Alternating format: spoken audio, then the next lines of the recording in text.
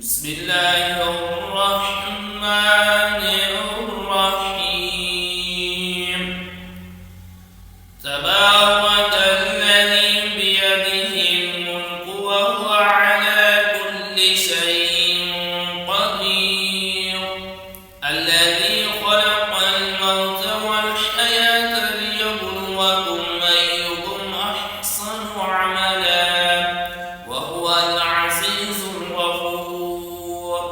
الذي خلق سبع سماوات طباقا ما ترى في خلق الرحمن من تفاوت فارجع البصر هل ترى من فطور ثم ارجع البصر كرتين ينقلب إليك البصر خاسئا وهو حسير ولقد زينا السماء الدنيا بمصابيح وجعلناها رجوما للشياطين وأعتدنا لهم عذاب السعير وللذين كفروا بربهم عذاب جهنم وبئس المصير إذا ألقوا فيها سمعوا لها شهيقا وهي تفور تكاد تميز من الغيظ كلما ألقي فيها فوج سألهم خزنتها ألم يأتكم نذير قالوا بلى قد جاءنا نذير فكذبنا وقلنا ما نزل الله من شيء إن أنتم إلا في ضلال كبير وقالوا لو كنا نسمع أو نعقل ما كنا في أصحاب السعير فاعترفوا بذنبهم فسحقا لأصحاب السعير إن الذين يخشون ربهم بالغيب لهم مغفرة وأجر كبير وأسروا قولكم أو اجهروا به إنه عليم بذات الصدور ألا يعلم من خلق وهو اللطيف الخبير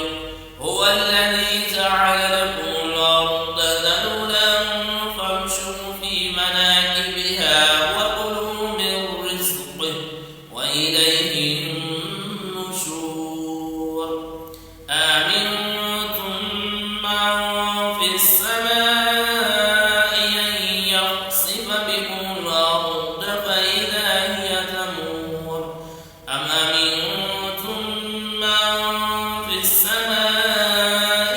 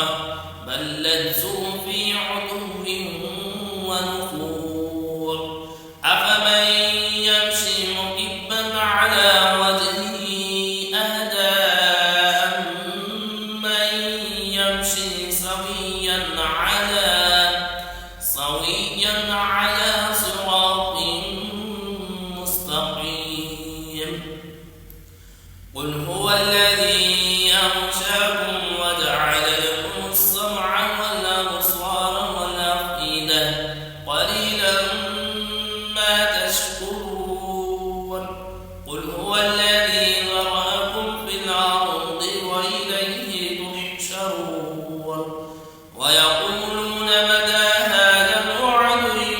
كنتم صادقين قل إنما العلم عند الله وإنما أنا نذير مبين فلما رأوه زلفة سيئت وجوه الذين كفروا وقيل هذا الذي كنتم به تدعون قل أرأيتم إن أهلكني الله ومن معي أو رحمنا فمن يجير الكافرين من عذاب